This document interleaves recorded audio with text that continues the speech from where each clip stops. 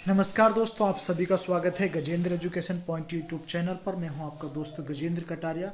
उम्मीद करता हूं आप सभी अच्छे होंगे। दोस्तों, जब से आईटीआई इंस्ट्रक्टर का एग्ज़ाम हुआ है तब से आप सभी वेट कर रहे होंगे कि सर जो एग्जैक्ट कट ऑफ है क्या जाने वाली है, क्योंकि जब से आप सभी ने पेपर दिया है, क्योंकि पेपर का जो लेवल था वो मॉडरेट था। वो ना हम उसको ईजी कह सकते हैं, लेकिन मॉडरेट, क्योंकि उसमें फैक्ट वाली चीज़ें पूछी गई थी। और बहुत सारे बच्चों से जब मैंने पोल करवाया तो उनका जो रिएक्शन है दोस्तों वो मुझे देखने के लिए मिला।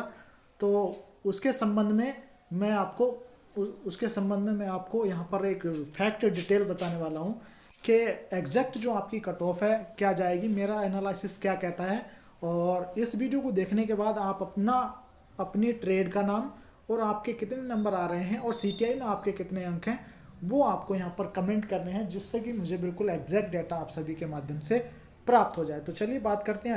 आईटीआई इंस्ट्रक्टर की 2406 वैकेंसी है और जो कट ऑफ है, रिजल्ट के बारे में हम बात करेंगे। तो सबसे पहले मैं रिजल्ट के बारे में बता दूं आपको कि आपका जो रिजल्ट है वो जुलाई अगस्त के समथिंग, क्योंकि आप सभी जानते हैं अब आचार संहिता लग जाएगी। तो आचार संहिता के बाद जून जुलाई, अगर जून में भी आपका रिजल्ट बना तो वही प्रस्तावित जो आपका रिजल्ट है वो आपका जुलाई तक ही आएगा, है ना। और अगर आप कोशिश करिए आप सभी ने तो हो सकता है आपका रिजल्ट जल्दी भी आ जाए। दूसरी चीज़, आपके मन में क्वेश्चन है कि सर डीबी में कितने गुना बुलाए जाएंगे। तो इस परीक्षा में डीबी के लिए जितने भी अभ्यर्थियों ने एग्ज़ाम दिया है, जिसमें से 195 अभ्यर्थियों ने जो पेपर है वो छोड़ दिया है, जो आपकी टोटल लिस्ट आई थी उसमें से 195 प्लस कुछ बच्चों ने पेपर छोड़ दिया है, तो डीबी में सब बच्चों को बुलाया जाएगा। दूसरी चीज़, इसमें सेकंड लिस्ट भी आपकी लगेगी। जैसा आपका डीबी होगा, अगर उसमें बच्चे नहीं पहुंचते हैं या बच्चे अनुपस्थित होते हैं, क्योंकि आप सभी को पता है उससे पहले कई सारी जो वैकेंसी हैं उनकी ज्वाइनिंग यूपी ट्रिपल एससी के माध्यम से या अन्य किसी माध्यम से हो जाएगी। वीडियो लंबी जरूर होगी, लेकिन फैक्ट जो है बिल्कुल एक्चुअल में आपको यहाँ पर मैंने कैलकुलेशन करके बताए हैं। एग्ज़ाम का लेवल आप सभी को पता है मॉडरेट है। दूसरी बात, बहुत सारे बच्चे कह रहे हैं अभी कि सर हमारे 78 नंबर हैं, हमारे 85 नंबर हैं, कोई कह रहा है 80 भी नंबर हैं।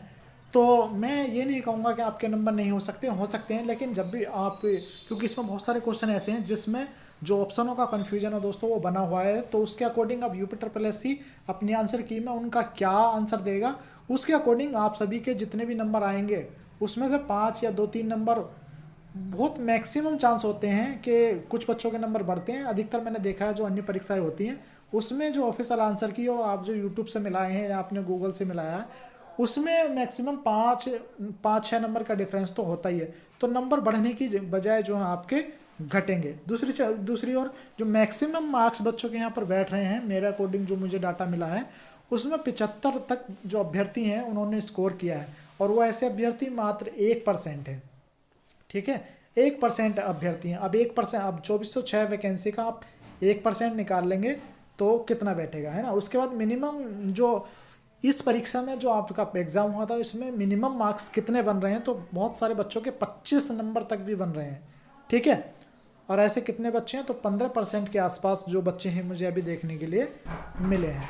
और पर सीट की बात करूँ मैं यहाँ पर कैंडिडेट की, तो 1.37, यानी कि कुल मिलाकर अगर बच्चों ने थोड़ा सा भी स्कोर किया है तो उनका सिलेक्शन यहाँ पर होना है। लेकिन कुछ जो ट्रेड हैं उसमें बच्चे जो सीट से थोड़े से अधिक हैं, थोड़े से पॉइंटों में अधिक हैं, और कुछ सीट ऐसी भी हैं जहाँ पर बच्चे सीट से कम हैं। तो जहाँ पर कम है वो सीटें तो खाली जाएंगी, कैरी फॉरवर्ड होंगी। वहीं पर बात करूँ यहाँ पर रिजर्व कैटेगरी की या जो आरक्षण वाले बच्चे हैं, यहाँ पर उनकी जो सीटें हैं, जैसे डिप्लोमा वाले जो डिप्लोमा वाले जो अभ्यर्थी हैं, डिग्री वाले जो अभ्यर्थी हैं, ठीक है, वो जो आरक्षण वाले होते हैं जैसे एससी एसटी, है ना, तो उनकी सीटें भी यहाँ पर खाली जाने की पूरी संभावना है। मैं बताऊंगा कैसे।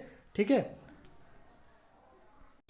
टाइम की समस्या थी तो दोस्तों इसलिए मैंने ये जो है कॉपी पर लिख के ही जल्दी की वजह से ये आपका फैक्ट। सबसे अधिक जो कंपटीशन है दोस्तों वो आईटीआई की वैकेंसी में, जैसे आपकी फिटर हो गई, इलेक्ट्रीशियन हो गई, ये जो ट्रेड हैं आपकी, इनमें सबसे अधिक जो बच्चे हैं मुझे देखने के लिए मिले हैं। और कुछ ट्रेड ऐसे हैं जिनमें बच्चे जो हैं सीट से थोड़े से अधिक हैं, और कुछ ट्रेड ऐसी हैं जो सीट से बच्चे बिल्कुल कम हैं। तो जो कम हैं और कुछ सीटें इसमें खाली भी जाने वाली है।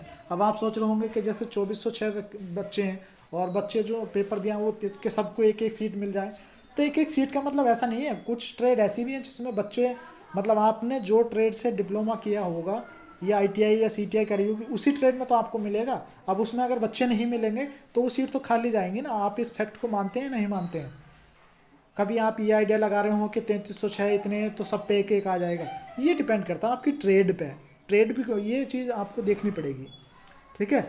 अब सेकंड लिस्ट DV भी आया। हाँ, तो सेकंड लिस्ट जैसा कि यूपी ट्रिपल एस सी की कई वैकेंसियों से है, आप देख रहे हैं जैसे UP triple S C JEE की 3 लिस्ट आ चुकी हैं आरक्षण वाले बच्चों की, क्योंकि उसमें सबसे पहले क्या कॉमन कट ऑफ लगा दी थी, तो उसकी वजह से जो आरक्षित बच्चे होते हैं वो वहाँ पर नहीं मिल पाए थे। दूसरी बात मैं यहाँ बात करूँगा जो जनरल UR है, तो जो मेरिटियस स्टूडेंट होते हैं, चाहे उसमें ST हो, OBC हो, ठीक है, EWS है, तो जिसके भी नंबर अपनी कैटेगरी से अधिक होंगे तो वो सब जनरल में काउंट होते हैं, ठीक है।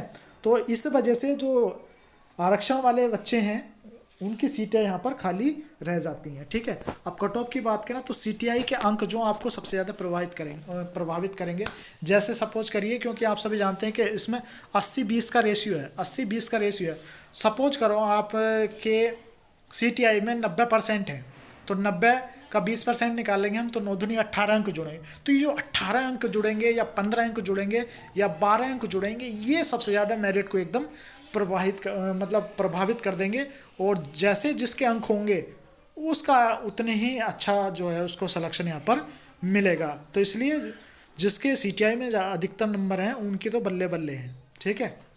जो एग्ज़ाम का आपका पेपर हुआ था उससे ज़्यादा इफेक्ट यहाँ पर नहीं होने वाला है, ठीक है।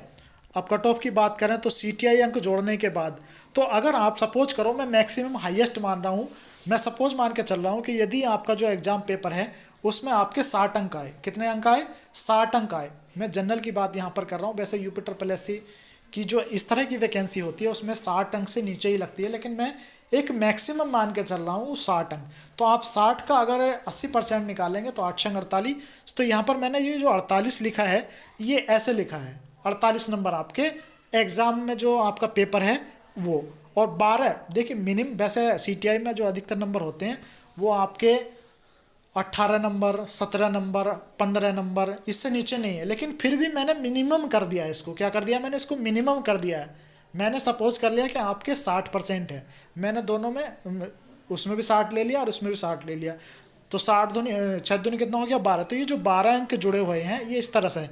तो 48 और 12 को अगर हम जोड़ेंगे तो 60 बैठता है, लेकिन मैं फिर भी इसको डाउन कर रहा हूँ। किस लिए?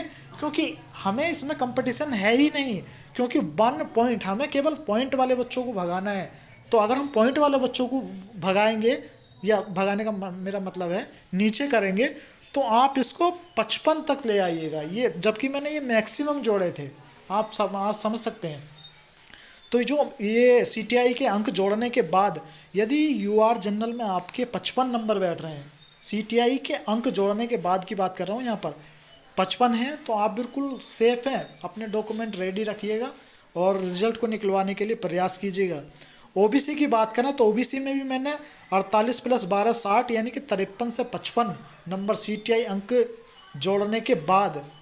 और EWS में जितने भी अभ्यर्थी हैं उन सबका सिलेक्शन यहाँ पर होगा। फीमेल की बात करूँ तो 48+ यदि आपके नंबर बैठ रहे हैं दोनों को मिलाकर, CTI और थ्योरी को मिलाकर, ठीक है। SC की बात करूँ तो 45+ जिसके भी नंबर हैं, 45+, ये जो मेरा आंकड़ा है, जो मेरी कैलकुलेशन कहती है उसके अकॉर्डिंग। और SC में हो सकता है कि कुछ बच्चों की सीटें यहाँ पर खाली भी जा सकती हैं, जैसे कि जो डिप्लोमा वाले अभ्यर्थी हैं उसमें जो SC कैटेगरी के अभ्यर्थी हैं, वो जब मैंने पोल करा था और मैंने जो कैलकुलेशन करी है उसके हिसाब से कम बच्चे बैठ रहे हैं, ठीक है। तो 45+ से या उससे भी कम जितने अभ्यर्थी हो सकता है उनका सिलेक्शन बिल्कुल हो जाए। ST के 35 तक वालों का, यानी कि ये 35 जो हैं ये थ्योरी प्लस CTI मिला के हैं। उसके बाद PH का सभी का हो जाएगा, और भूतपूर्व सैनिक जो हैं उनका यहाँ पर सभी का सिलेक्शन होना तय है। अब आपके अकॉर्डिंग दोस्तों क्या आ जाएगी? देखिए दूसरी बात, कट ऑफ देखकर आपको परेशान नहीं होना, क्योंकि ये केवल एक कैलकुलेशन होती है। आप लोगों के द्वारा जो रुझान आता है केवल उसके आधार पर ये चीज़ें तैयार की जाती है। बाकी ऑफिशियल जो अपडेट है उसके आने का आप इंतज़ार कीजिएगा, और डाटा ज़रूर आप मुझे प्रोवाइड कीजिएगा, जिससे कि मैं एक और बिल्कुल सबसे सटीक कट ऑफ आप सभी के बीच में लाऊंगा। तो इस वीडियो के नीचे आप ज़्यादा से ज़्यादा कमेंट कीजिएगा आपकी ट्रेड कौन सी है, ठीक है, और आपने के अंक जो CTI में और कितने बैठ रहे हैं। तो उसको मिलाकर आप मुझे कमेंट जरूर कीजिएगा। और इस वीडियो को ज़्यादा से ज़्यादा अपने दोस्तों में शेयर कीजिएगा। यूपी ट्रिपल एस सी की किसी भी जानकारी के लिए दोस्तों हमारे इस यूट्यूब चैनल को सब्सक्राइब कर बेल आइकन को प्रेस करना ना भूलें। और वीडियो को देख के परेशान नहीं होना कि सर हमारे इतने कम नंबर आ रहे हैं इतने, क्योंकि क्या है ये केवल एक आंकड़ा है जो आप सभी के ने मुझे कमेंट किए या आज मैंने जो पोल किया था उसके आधार पर दोस्तों ये डाटा है। तो thank you, thanks for watching, जय हिंद।